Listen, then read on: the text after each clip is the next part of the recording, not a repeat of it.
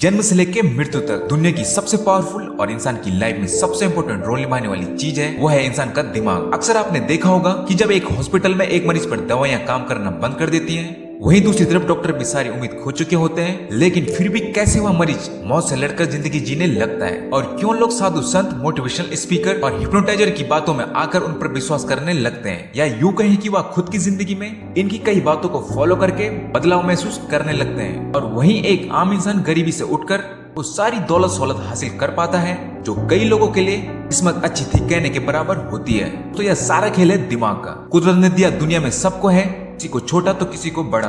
उससे भी बड़ी बात यह है सबसे पावरफुल और असीमित शक्तियों वाला दिमाग है हम लोगों पे, यानी कि है तो यह हम सब इंसानों पे, मगर समझ कुछ ही लोग पाते हैं। कई के मन में यह सवाल उठ रहा होगा कि भाई दिमाग तो माइंड है जो कि हम सब पे है और हम उसे जानते हैं, इसमें क्या बड़ी बात है? तो दोस्तों बड़ी बात है, और इतनी बड़ी बात जिसे जानने के बाद अगर आप लोग अपनी जिंदगी में अप्लाई करोगे तो आप अपने वो सारे गोल और सपने पूरे कर पाओगे जो आप चाहोगे। दरअसल दुनिया के कई प्रसिद्ध साइकोलॉजिस्ट, फिलोसोफर और न्यूरोसिस्ट ने अपनी अपनी कई सालों की रिसर्च के बाद दिमाग के बारे में कुछ चीजें दुनिया के सामने रखी, जैसे कि उन्हीं में से एक मशहूर न्यूरोलॉजिस्ट और मनोविश्लेषण के संस्थापक सिगमंड फ्राइड ने अपनी बुक में इंसान के दिमाग को कुछ इस तरह से बताया है, जैसे समुद्र में पानी के ऊपर दिख रही बर्फ की झिल्ली, जिसमें समुद्र के पानी के ऊपर बर्फ दिख तो कम रही होती है, लेकिन पानी के सतह के नीचे बहुत बड़ी चट्टान होती है। यानी कि समुद्र के ऊपर जो बर्फ दिख रही होती है वह उस चट्टान का केवल 10% हिस्सा ही होती है और बाकी का 90% हिस्सा बर्फ का पानी के नीचे रहता है। और यही बात लागू होती है हमारे दिमाग पर कि हम जब भी किसी इंसान से मिलते हैं या बातचीत करते हैं तो उससे कुछ मिनट या घंटों की बातचीत करने पर हमें यह लगता है कि वह अच्छा या बुरा है, यानी कि हम उसके पूरे व्यक्तित्व को उसकी कुछ मिनट या घंटों की बातचीत में तोल देते हैं। मगर सबसे इंटरेस्टिंग बात यह है, या यूं कहें कि हैरान करने वाली बात यह है कि उस समुद्र में जमी बर्फ की ऊपरी सतह की तरह जो बर्फ दिखाई दे रही होती है वह एक्चुअली में उतनी बर्फ नहीं होती है, बल्कि उस बर्फ की चट्टान का केवल 10% हिस्सा ही होती है। और ऐसी यह बात उस इंसान पर भी लागू होती है जिससे हम पहली बार मिलते हैं या बातचीत करते हैं, यानी उस चंद मिनट या घंटों की बातचीत में वह इंसान अपने व्यक्तित्व का केवल 10% हिस्सा ही दिखाता है और हम भी उसके व्यक्तित्व का केवल 10% हिस्सा ही समझ पाते हैं या देख पाते हैं। तो अब सवाल उठता है कि तो हम उसके व्यक्तित्व के बारे में सिर्फ 10% ही जान पाते हैं, बाकी का बचा हुआ 90% व्यक्तित्व कैसे समझे या फिर कैसे जाने? तो दोस्तों इसे समझने के लिए सबसे पहले हमें अपने दिमाग को समझना होगा कि यह कैसे काम करता है और किस प्रकार का है। तो दोस्तों इसी बात को सिगमंड फ्राइड ने अपनी बुक में इस तरह से समझाया है कि इंसान के माइंड की 3 स्टेट होती हैं, यानी कि इंसान के दिमाग के 3 भाग होते हैं और इन तीनों का अलग अलग काम होता है और वही इन तीनों के हिसाब से इंसान का व्यक्तित्व अलग अलग काम करता है। दोस्तों सबसे पहले बात करते हैं कि इंसान के माइंड के कितने लेवल हैं और किस तरह से काम करते हैं। दरअसल इंसान की माइंड के 3 भाग हैं। नंबर 1 कॉन्शियस माइंड, यानी कि चेतन मन, या इंसान के दिमाग का केवल 10% हिस्सा ही होता है, यानी कि इंसान के व्यक्तित्व का 10% व्यक्तित्व इसी पर निर्भर करता है, जो कि समुद्र के पानी के ऊपर झिल्ली की तरह दिखती है। यानी कि जब भी हम किसी इंसान से मिलते हैं या बातचीत करते हैं तो उस दौरान जो उसका व्यक्तित्व हमें दिखाई देता है या फिर वो इंसान हमें दिखा रहा होता है वह सिर्फ उसके कॉन्शियस माइंड का हिस्सा है, यानी कि उसके पूरे दिमाग का केवल 10% हिस्सा, जिसे कि वह खुद समझता है और हम भी उसे जान पाते हैं। नंबर 2 है दोस्तों सबकॉन्शियस माइंड, यानी कि अवचेतन मन। तो यह किसी भी इंसान के माइंड का केवल 50 से 60% हिस्सा है, जिससे कि किसी भी इंसान का 50 से 60% व्यक्तित्व काम करता है और यह इंसान के दिमाग का वह हिस्सा है जिसे कि वह इंसान जानता है, जिसे हम मिलते हैं लेकिन हम उसके बारे में नहीं जानते। यानी कि किसी भी इंसान का वह व्यक्तित्व जो कि वह खुद के बारे में जानता है लेकिन हम उसके बारे में नहीं जानते, वह सारा व्यक्तित्व इंसान के सबकॉन्शियस माइंड पे होता है। नंबर 3 है दोस्तों अनकॉन्शियस माइंड, यानी कि अचेतन मन, यानी कि यह इंसान के पूरे माइंड का केवल 30 से 40% हिस्सा होता है, जिस पर कि किसी भी इंसान का 30 से 40% व्यक्तित्व काम करता है या यूं कहें कि निर्भर करता है।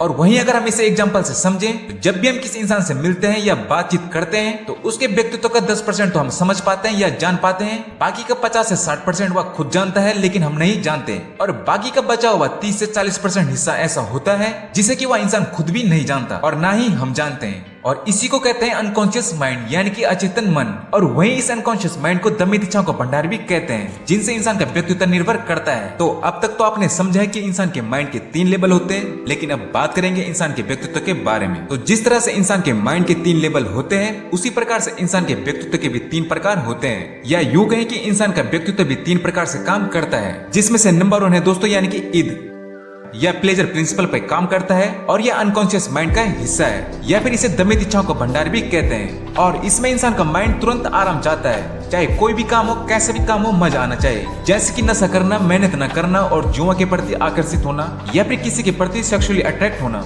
और इस प्रकार का व्यक्तित्व इंसान में डेवलप होता है कि बच्चा जब जन्म लेने के बाद ब्रेस्ट फीडिंग करना शुरू करता है। नंबर 2 है ईगो, और यह रियलिटी प्रिंसिपल पे काम करता है, जो कि कॉन्शियस माइंड का हिस्सा होता है, या यूं कहीं तो उसमें काम करता है। एक तरह से ऐसा समझ सकते हैं कि यह बैलेंसिंग का काम करता है ईगो और सुपर ईगो के बीच में। जैसे कि अगर कोई स्टूडेंट क्लास में बैठा है और उसका मन कर रहा है दारू या बीड़ी या सिगरेट पीने का, तो उस टाइम पे अनकॉन्शियस माइंड का हिस्सा बोलेगा कि भाई पी ले, क्योंकि यह प्लेजर प्रिंसिपल पे काम करता है, यानी कि तुरंत आराम चाहिए। और वहीं दूसरी तरफ सबकॉन्शियस माइंड यानी कि अवचेतन मन कहेगा कि नहीं, यह गलत है, यह पाप है, क्योंकि यह मोरालिटी प्रिंसिपल पे काम करता है, जो कि इंसान को हर वो अनैतिक काम करने से रोकता है जो इंसान के प्रति या फिर आम इंसान के लिए गलत है, जो कि सामाजिक तौर पर गलत हो। और यहीं पे कॉन्शियस माइंड काम करता है बैलेंसिंग का, यानी कि यह रियलिटी प्रिंसिपल पे काम करता है, जिसके बाद यह रियलिटी बेस पर यह देखेगा कि सिगरेट पीना अभी सही है या गलत, और फिर उसके बाद यह बीच का रास्ता चुनेगा। यानी कि उस टाइम पे बीड़ी पीने से तो मना करेगा, लेकिन उसे फ्यूचर में करने की सोचेगा, जिस वक्त समय सही हो या जगह सही हो। और वही बात करें इसकी डेवलप होने की, तो यह 3 साल के बाद इंसान में डेवलप होने लगती है। नंबर 3 है दोस्तों सुपर ईगो, जो कि सबकॉन्शियस माइंड का हिस्सा है, और वही यह मोरालिटी प्रिंसिपल पे काम करता है, और इंसान में यह 5 से 6 साल की उम्र में डेवलप हो जाती है,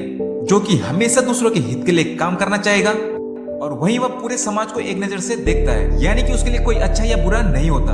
और समाज में इस तरह के लोग कई बार अनजान रहकर भी समाज के लिए काम करना पसंद करते हैं। और जैसे कि सुपर ईगो सबकॉन्शियस माइंड का हिस्सा है, तो सबकॉन्शियस माइंड इतना पावरफुल होता है कि अगर कोई इंसान अपने सबकॉन्शियस माइंड को समझ सकता है, तो वह हर वो चीज कर सकता है जो वह चाहेगा। और वही बात करो तो हिप्नोटाइज भी इसी सबकॉन्शियस माइंड के लेवल पर होता है। और वैसे मोटिवेशनल स्पीकर या साधु संतों के आसपास जो लोग रहते हैं, तो वह कोई चमत्कार नहीं बल्कि इंसान के सबकॉन्शियस माइंड की शक्ति होती है, जो कि इंसान के अंदर ही छिपी रहती है, जिसके दम पर कोई भी इंसान हर वो चीज कर सकता है या पा सकता है जो भी वह सोचेगा या चाहेगा। और इस चीज से अच्छे से परिचित होते मोटिवेशनल स्पीकर या साधु संत। सिर्फ यह लोग एक जरिया बनते हैं और इसी चीज का उपयोग करके या आपके अंदर की शक्ति से ही आपका अच्छा कराते हैं। यह सेम वैसी है जैसे कि हनुमान जी के अंदर अनंत शक्तियां थी, लेकिन उन्हें उनका एहसास नहीं था। लेकिन जब जामवंत उन्हें उन शक्तियों का एहसास कराते हैं, तो उसके बाद हनुमान जी को अपनी शक्तियों का एहसास होता है, जिसके बाद वह लंका तक जाते हैं। तो ऐसी हमारे अंदर वो सारी शक्तियां हैं जिन्हें अगर हम पहचान पाए या जान पाए, तो हम वो सब चीज पा सकते हैं या कर सकते हैं जो हम चाहेंगे। अब तक हमने यह जाना कि इंसान की माइंड की 3 स्टेट होती है, यानी कि इंसान के दिमाग के 3 हिस्से होते हैं। पहला था कॉन्शियस माइंड, जिसे कि चेतन मन कहते हैं। दूसरा था सबकॉन्शियस माइंड, जिसे कि अवचेतन मन कहते हैं। और तीसरा था अनकॉन्शियस माइंड, जिसे कि अचेतन मन कहते हैं। और फिर इसके बाद नंबर 2 हमने यह जाना, जैसे इंसान के माइंड के 3 हिस्से होते हैं, तो वैसे ही इंसान का व्यक्तित्व भी इन तीनों के हिसाब से काम करता है, जिसमें से पहला था इद, जो कि अनकॉन्शियस माइंड का हिस्सा था। और नंबर 2 था ईगो, जो कि कॉन्शियस माइंड का हिस्सा होता है। और नंबर 3 था सुपर ईगो, जो कि सबकॉन्शियस माइंड का हिस्सा होता है। दोस्तों इन्हीं की तरह अब इंसान की भी 3 प्रकार की इच्छाएं होती हैं, या यूं कह सकते हैं कि इंसान के माइंड के जैसे 3 हिस्से होते हैं, उन्हीं के हिसाब से इंसान की 3 इच्छाएं उत्पन्न होती हैं। नंबर 1, पहली वो इच्छाएं इंसान के मन में कॉन्शियस माइंड में उठती हैं, और इन इच्छाओं पर किसी भी प्रकार का कोई भी दबाव नहीं होता है। यूं कहे तो इस प्रकार की इच्छाएं उसी समय पूरी की जा सकती है जिस समय यह मन में उठती है। जैसे उदाहरण की तरह, अगर कोई स्टूडेंट क्लास में है और उसे पानी पीने की प्यास लगी है, तो वह आसानी से पानी पी सकता है, क्योंकि इसमें कोई भी दबाव नहीं है और पानी आसानी से वहाँ पे मिल सकता है। और इस प्रकार की इच्छा इंसान की कॉन्शियस माइंड के हिस्सा होती हैं। नंबर 2 दोस्तों वो इच्छाएं आती है जो आती तो इंसान के कॉन्शियस माइंड में है, लेकिन कुछ कारणवश इन पे दबाव होता है, या यूं कहे तो जिस समय यह इच्छाएं आती हैं या उस वक्त में पूरी नहीं की जा सकती।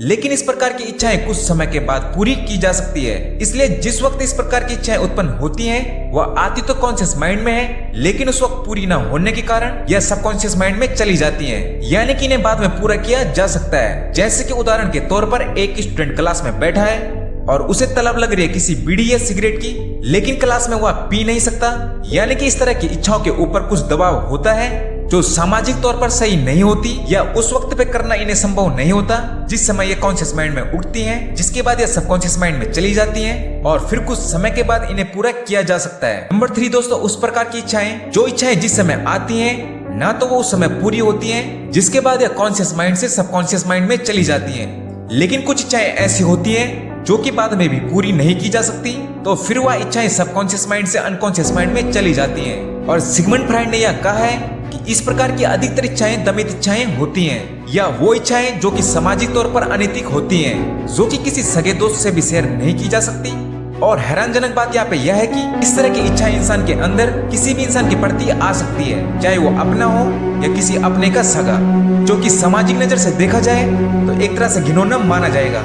इस प्रकार की इच्छाएं हर इंसान के अंदर आती हैं। तो यहाँ वो सारी इच्छाएं आती हैं जो यहाँ आ तो जाती है लेकिन वापस नहीं जा पाती। इस प्रकार की इच्छाएं अधिकतर काम इच्छाएं होती हैं, या तो सपनों के रूप में आती हैं या फिर ये आती है कल्पनाओं के रूप में, जो कि किसी के प्रति भी आ सकती हैं। और सिगमंड फ्राइड ने यह भी कहा है, यानी कि अधिकतर जो सपने आते हैं वह अधिकतर अनकॉन्शियस माइंड यानी कि अचेतन मन के हिसाब से आते हैं। तो किसी इंसान को जानना है तो अपने अनकॉन्शियस माइंड के बारे में जानना चाहिए, यानी कि अपने अचेतन मन के बारे में। अब बात करते हैं कंक्लूजन की, यानी कि इसके पूरे निचोड़ की। हमारा दिमाग कितना पावरफुल है कि अगर हम इसका सही से इस्तेमाल करें तो हम वो सब कर सकते हैं हम जो चाहेंगे, चाहे वो अच्छा हो या फिर बुरा। जिस तरह से हम जब बीज को जमीन पर बोते हैं तो मिट्टी को कोई फर्क नहीं पड़ता कि बीज का कलर कैसा है या फिर बीज का आकार कैसा है, यानी कि जमीन की मिट्टी उस टाइम पे बीज में कोई भी भेदभाव नहीं करती। जिस तरह का हम बीज बोते हैं जमीन की मिट्टी उसी तरह का पेड़ उगा देती है। उसी प्रकार हमारा दिमाग है, जैसा हम सोचते हैं अच्छा या फिर बुरा, हमारा दिमाग भी उन विचारों को वैसे ही एक्सेप्ट करता है जैसे कि मिट्टी बीज को करती है। और फिर हमारा दिमाग उस इंफॉर्मेशन को हमारी पूरी बॉडी को सिग्नल के तौर पर देता है, जिसके बाद हमारी बॉडी का हर एक पार्ट वैसे ही काम करता है जैसे इंफॉर्मेशन मिली हो।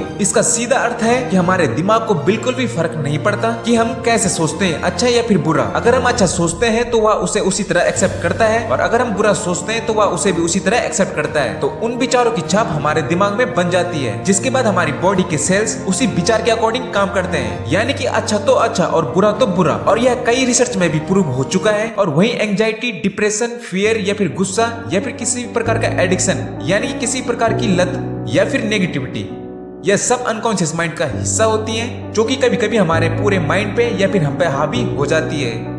और इन सब को कम या फिर दूर किया जा सकता है, क्योंकि हमारे दिमाग का एक हिस्सा है वो है सबकॉन्शियस माइंड यानी कि अवचेतन मन।